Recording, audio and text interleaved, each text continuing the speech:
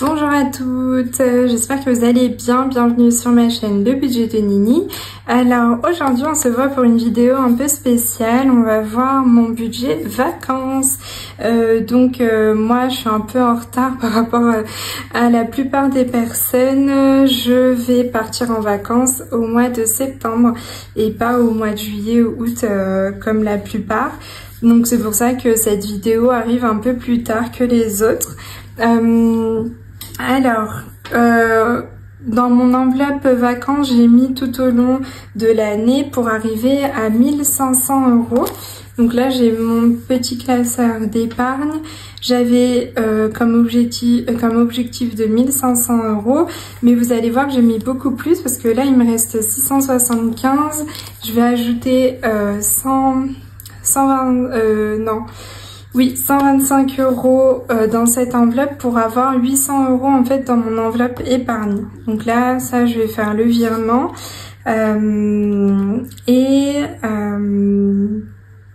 Et du coup, on va partir en fait avec 1000 €. Pourquoi? Parce que pour la première semaine, vous savez, je mets tout par catégorie. J'ai mes courses d'hiver, sorties et tout ça. Et donc pour la première semaine, je vais prendre avec moi 60 €. Donc comme je vais avoir 30 € dans d'hiver et 30 € dans loisirs, maintenant, avant c'était perso et sortie, maintenant c'est d'hiver et loisirs. D'ailleurs, je vais rectifier ça parce que j'avais fait ça il y a un moment. Tac. Donc ça sera d'hiver plus loisirs.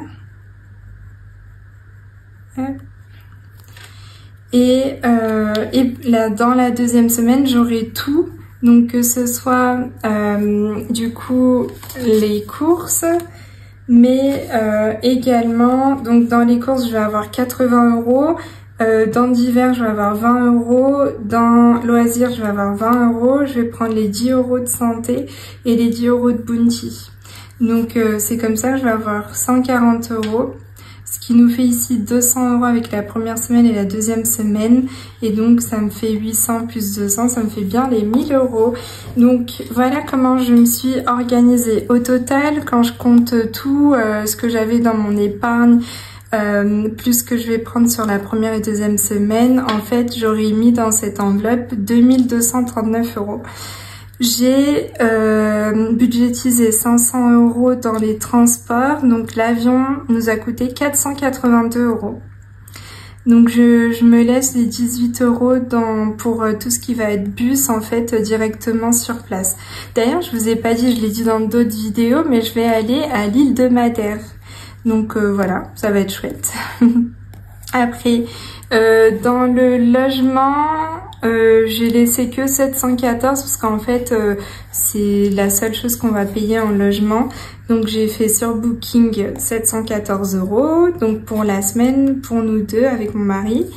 En restaurant, je me laisse une grosse enveloppe, donc 500 €. Pourquoi? Parce que nous, on s'est dit, on va peut-être prendre le petit déjeuner dans l'appartement, mais après, on sera tout le temps dehors. Donc c'est sûr que pour le midi et le soir, il va y avoir des restaurants ou même des petits trucs qu'on mangera peut-être si on n'a pas le temps d'aller au restaurant.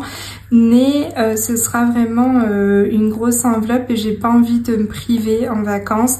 Donc je me suis dit pour une semaine pour deux personnes, 500 €, on sera bien. J'ai budgétisé à peu près 30 € par repas. Du coup, 2 fois dans la journée, ça fait 60 € fois 7 jours, ça nous fait à peu près 420 €. Donc, on sera même un petit peu plus large sur les 500 si ça nous coûte ça par jour. Mais si ça nous coûte un peu plus cher, et ben on aura de quoi, on n'est pas tout juste. Là, donc mes catégories, c'est vraiment le transport, le logement, le restaurant, les activités, extra, courses et souvenirs. Donc au niveau des activités, j'ai prévu 300 €. Pour l'instant, j'ai envie de faire absolument celle-ci. et s'il y en a d'autres, j'ai de quoi faire. Mais pour l'instant, il y a une croisière qui me tente vraiment bien. En fait, c'est une croisière sur bateau, on va pouvoir observer des dauphins et j'ai jamais observé ça de près, juste une fois peut-être dans un zoo, mais voilà, là dans la nature, ça va être vraiment chouette. Donc 70 € pour nous deux. 32 €, il y a une visite à pied guidée, donc pour nous deux 32 €. 100 € une randonnée qui est organisée et tout ça. Et 50 € des musées qu'on veut visiter, dont le musée de Cristiano Ronaldo qui est là-bas.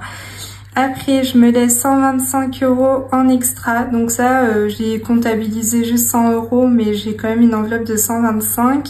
C'est pour tout ce qui est glace, verre, goûter. Moi, en vacances, j'ai tout le temps envie de goûter un truc à droite, à gauche. Donc, j'ai pas envie de me priver non plus. Donc là, on est bon. Au niveau des courses, j'ai prévu 50 € parce que ça va être plutôt pour le petit déjeuner, des bouteilles d'eau, peut-être s'il y a besoin de plus de papier toilette dans le logement qu'on a et tout ça, vraiment les petites choses. J'ai une enveloppe de 50 €, mais je me dis, je pense pas qu'il y en aura pour plus de 30 €. Mais franchement, si les 50 € ils passent, et ben ils passeront, il n'y a aucun souci. Et après, dans les souvenirs, j'ai une enveloppe de 50 €. Je me dis, généralement, j'en ai pas pour plus de 20-30 €. Mais s'il y a besoin, bah, j'ai les 50 €. Donc, j'ai prévu quand même assez large mes enveloppes, pas directement au plus près. Parce que j'ai pas envie de me priver, de me dire, oh non, mais là, il faut que je fasse attention, j'ai que ça, en quelque sorte. Donc, j'aurai un petit peu plus. Donc voilà, si je fais bien mes calculs, donc j'ai 500 € dans le transport, 714 € dans le logement, 500 € dans la restauration, donc tout ce qui est resto, 300 € pour les activités. Alors désolée, j'ai toujours mon ampoule qui clignote. De temps en temps, elle s'éteint, elle s'allume, comme ça toute seule, et parfois elle clignote. 125 € pour tout ce qui est extra, 50 € pour les courses et 50 € pour les souvenirs. Donc on est à 2239. Donc sachant que dans mon enveloppe vacances, elle est où mon enveloppe vacances? Là, mon enveloppe vacances. Du coup là je dois avoir tout mon récap. Donc je m'étais mis comme objectif 1500 €, là on le voit. Au bout du mois de juin, j'étais déjà à 1525, donc c'est là où je l'ai clôturé. Et après en fait j'ai rajouté, en juillet, j'ai rajouté 100 €, donc on était déjà à 1625. Après, en juillet, j'ai enlevé 170 parce qu'on a été voir des amis. Et du coup, j'ai pris dans l'enveloppe vacances, donc on était à 1475. Et après, le 27 juillet, j'ai mis 300 €. En août, j'ai mis 15 € parce que j'en avais marre d'avoir les 5 € là, les 1755, du coup pour arrondir. Et là, du coup, au mois d'août, j'ai enlevé ce qui était l'avion et le logement pour être à 574. Et puis après, j'ai fait un dépôt que ma mère m'avait envoyé de l'argent. J'ai mis 100 €, donc on était à 674. Mais j'ai arrondi à 675 parce que du coup, comme ça, j'ai un chiffre rond. Donc voilà. Donc là, je suis à 675 plus les 125 que je vais faire en virement là pour le mois de septembre. Je serai bien à 800 €. Et les 200 € avec 60 € de ma première semaine et 140 € de ma deuxième semaine. Comme ça, je serai bien à 1000 €. Et donc, je vais faire des petites enveloppes pour tout ça. Comme ça, j'aurai catégorie par catégorie. Il y aura des choses en virtuel et d'autres choses en espèces. Sachant que en virtuel, je vais avoir les 800 € et en espèces 200 €. Donc ce que je vais garder en espèces, je pense que ce sera ici les 100 € avec donc 50 € de courses plus 50 € des souvenirs. On sera à 100 €. Et les deux autres 100 €, je vais faire quoi en espèces? Bah, je pense que ouais, je vais faire 100 € ici d'extra, plus 100 € d'extra, ça me fera les 200, et je laisserai 25 € dans sur le compte. Comme ça, je me balade pas avec beaucoup d'argent, et de toute façon, je vais avoir sur mon téléphone, j'aime bien dans mes notes en fait, faire comme je fais là.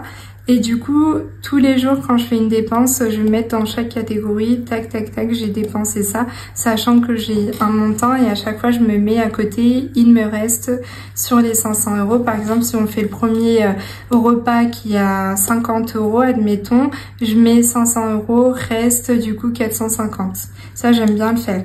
Donc, je vais me laisser en virtuel 800 € et en espèces 200 €. Donc, dans l'espèce, j'ai dit, il y a 100 € d'extra, 50 € pour les courses et 50 € pour les souvenirs. Voilà, donc trop cool. Bah, j'espère que ça vous a aidé pour les prochaines vacances, ou alors si vous partez comme moi en septembre, j'espère que ça vous aidera un peu à vous organiser un petit peu. C'est vrai que c'est la première fois que je fais comme ça. À chaque fois, je me dis oh, j'ai un montant, ça va être large. Et en fait, je prévois pas, par exemple, les activités et tout. Et au final, je me mettais à dépenser plus que ce que j'avais. Et là, bah, je vois bien que grâce à ça, je suis même un peu large dans certaines enveloppes. Et du coup, ça me va très bien parce que je me sens... voilà, plus zen tout d'un coup. Je me dis, c'est bon Nicole, tout va bien, tu as tout ce qu'il faut, tu vas à l'esprit serein, parce qu'après, comme ça, je suis pas à taper dans une enveloppe, par exemple le fonds de secours ou autre que j'ai sur mon compte. Tout est bien calculé et pensé, et même je suis pas non plus au centime près, comme ça je suis vraiment large, et voilà. Donc dites-moi ce que vous en pensez de mon petit budget vacances, s'il est réaliste ou pas. Pour moi, je pense que oui, sachant que l'île de Madère, c'est pas non plus une ville très chère. De ce qu'on m'a dit, on peut manger facilement, pas très cher et tout ça.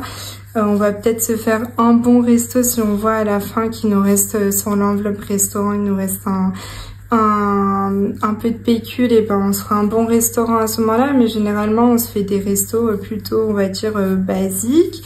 Mais on verra bien. Donc dites-moi tout ce que vous en pensez. Je vous fais de gros bisous. À la prochaine pour, du coup, peut-être je vais faire un petit, quand je ferai mon remplissage pour ma première semaine, je ferai peut-être les deux en même temps. Comme ça, on verra bien mes 3 enveloppes extra, courses et souvenirs. Bon, bah, gros bisous encore une fois. Je vous souhaite une excellente journée et à la prochaine. Bye bye.